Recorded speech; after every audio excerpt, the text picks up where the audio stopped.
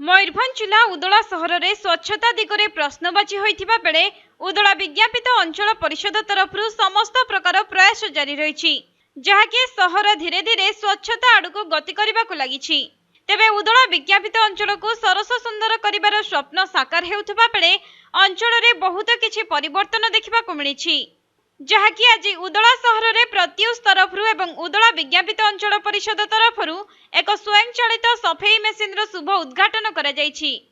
तेबे सहर परिक्रमा करी एही स्वयं चालित मेसीन किपरि रास्ता परिष्कार करुछि से नै विज्ञापित अंचलर समस्त सदस्य एवं प्रत्युषर समस्त सदस्य उपस्थित रही निजर प्रतिक्रिया रखिछन्ति।